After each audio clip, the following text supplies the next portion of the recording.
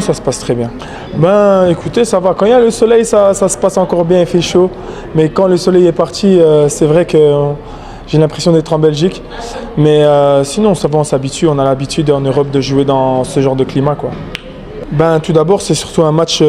Pourquoi le football togolais, ça ne va pas? Bon, au fait, à mon avis, c'est que Bienvenue. Le Togo vient de jouer un but partout. Les éperviers contre le Soudan. Eh bien, nous pouvons dire que les Togolais, les éperviers du Togo ont fait leur effort car les matchs étaient pas du tout au Togo, mais au Soudan. Donc, ils ne sont pas dans les pays. Si on fait un but partout, on peut dire que ça va un peu, ça va un peu. Mais les supporters togolais, les Togolais, le peuple togolais, alors aimeraient bien sûr remporter ces 3 points pour revenir au pays. Mais hélas, nous voyons bien sûr que ce soit du côté du Soudan ou du côté des éperviers du Togo, il reste beaucoup de travail à faire. Fodo là-bas était au banc pendant tous les matchs. Il ne restait que 8 minutes. On a fait rentrer Fodo là-bas sous un changement. Alors, cela montre directement que l'entraîneur Paul Duarte, le sélectionneur togolais, est en train de faire beaucoup de travail, beaucoup de remaniements dans les nids des éperviers. Et comme vous pouvez le constater, les Togolais, les joueurs, ils ont fait leur effort. Ils ont fait leur effort. Au début, ils ont pris le match pour un match de jeu. Parce qu'ils jouaient, on dirait qu'ils avaient peur de l'adversaire. Mais avec le temps, avec l'apport du coach et les changements tactiles, ils ont pu revenir à la raison avant les premiers minutes.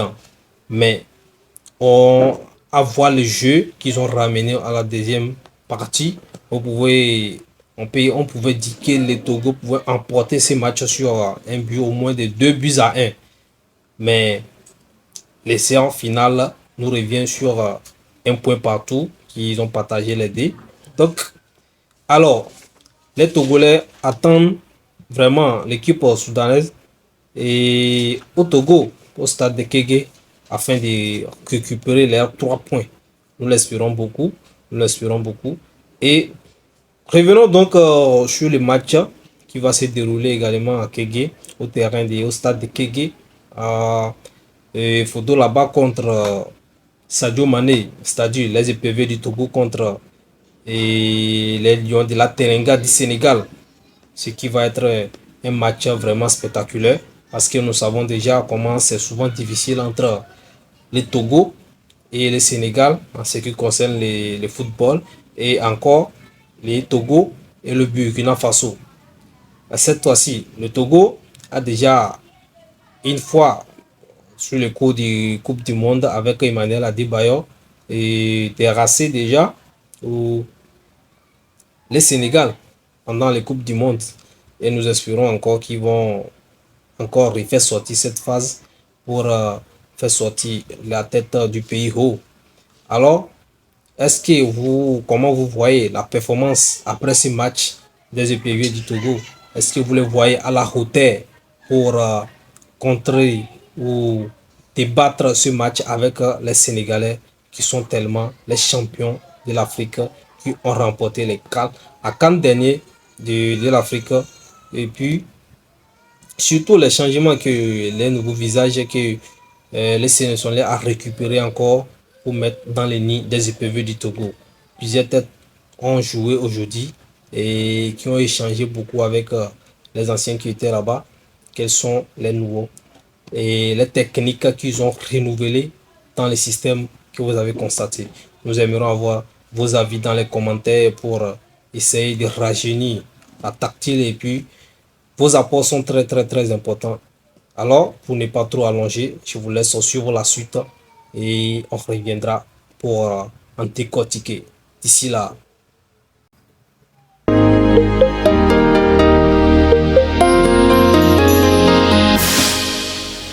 Ça se passe très bien, l'équipe est en pleine forme, tout le monde est là, donc sinon ça se passe très bien. Ben écoutez, ça va quand il y a le soleil, mais quand le soleil est parti, c'est vrai que j'ai l'impression d'être en Belgique. Mais sinon ça va, on s'habitue, on a l'habitude en Europe de jouer dans ce genre de climat, quoi. Ben tout d'abord c'est surtout un match fin avril, donc ça va pouvoir me mettre en confiance, reprendre le rythme et surtout... Oui, c'est que ça dépend des supporters, des dirigeants. J'allais parler des dirigeants au fait, pour dire que leur manière d'apprendre à leurs joueurs, manière dont ils les apprennent, je parle des coachs quoi. Donc il faut qu'ils approfondissent leur manière de les apprendre à jouer. Il y a la sorcellerie qui est dedans, c'est ça. Et ceux à qui on fait appel depuis l'extérieur, quand ils viennent, ils ne sont pas mis dans les conditions dans lesquelles ils sont à l'étranger. Du coup, quand ils viennent, c'est, on va dire, un autre level. Du coup, ils n'arrivent pas à s'imposer ni à s'en sortir. Donc, c'est le collectif. Le problème, il est à la fois au niveau du staff, à la fois au niveau de l'effectif et de l'organisation, tout à la fois.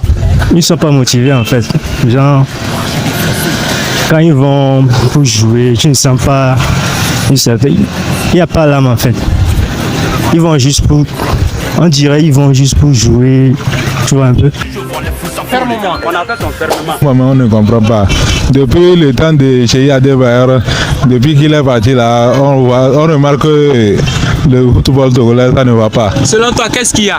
Ah bon, moi, comme moi, je ne suis pas amateur de football là, je ne peux pas dire concrètement ce que, je ne sais pas concrètement ce qui s'est passé, ça ne va pas. Donc selon vous, c'est les coachs, c'est eux seulement qui sont le problème ou comment? Bon, en dehors des coachs, on manque aussi du respect, genre on manque de donner de la valeur à nos joueurs par rapport aux supports et autres. On ne les supporte pas, on les supporte mal. Et je suis sûr que aussi, bon, je ne suis pas à leur niveau, mais je suis sûr que il y a manque du revenu. Je me dis que peut-être le salaire qu'on les paye est un peu dérisoire quoi. Un attaquant qui n'arrive même pas à tirer, il n'arrive même pas à donner les passes, je sais pas. Qui? Peut-être on va demander à Juliano, il appelle son nom chaque temps. Je ne veux pas appeler le nom de quelqu'un, Juliano appelle chaque nom, donc c'est bon. Regardez en retard, s'il revenait, est-ce qu'il peut remonter la pente du Togo? Si vous revenez en tant que joueur. Oui, disons en tant que joueur actuellement encore. Il ne peut pas. Il est déjà vieux. Non? Ok, et s'il revenait en tant que coach? En tant que coach, bon, c'est quelqu'un qui a vu son vécu et il a vécu dans les. Il a joué dans les grands clubs en fait. Et l'entraînement là-bas, il peut essayer de. Tu vois un peu. Chez Kader, Koupadia Kader, ils s'attendaient bien. Mais maintenant là, je vois, il fait le jeu, mais les buteurs, il n'y a pas les buteurs. Il n'y a pas les buteurs.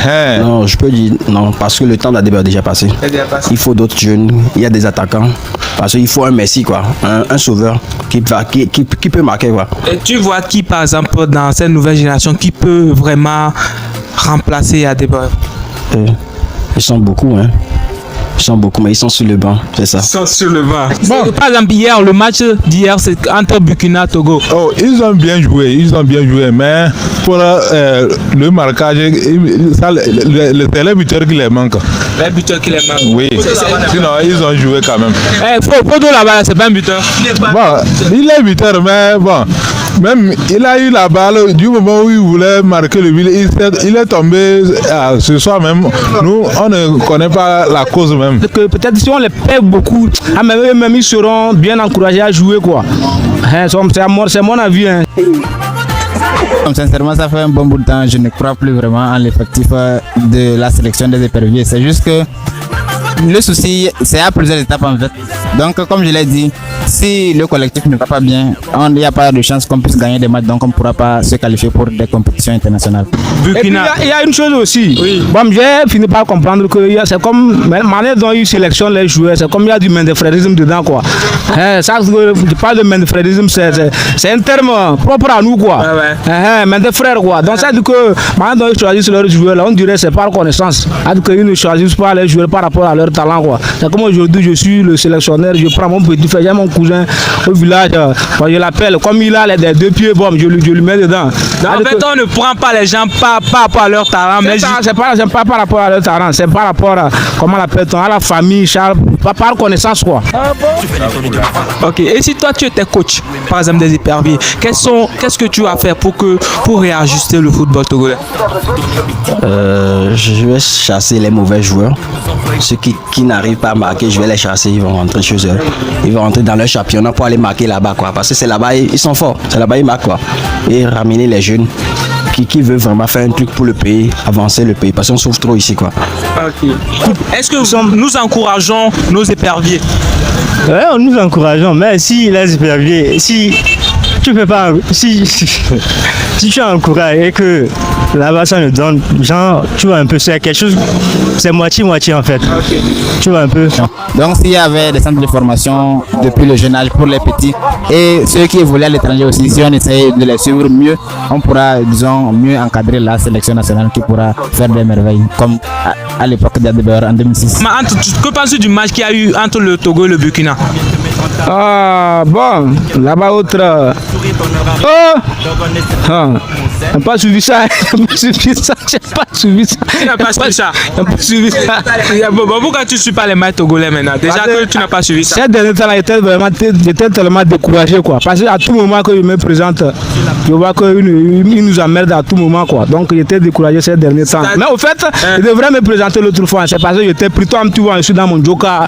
Donc quand je sors, je bouge, je joker. Bon, c'est pas ça. Quand tu fais un jour, j'ai un chiffre d'affaires que je dois avoir dans la journée, quoi. Okay. Donc ça veut dire que souvent, c'est quand j'ai du temps que je suis les matchs, quoi. Essayer de faire quelque chose de positif parce qu'on doit le prendre au sérieux. Parce que toute la confiance qu'on pourra prendre durant ce match, ça sera bien pour dimanche, quoi.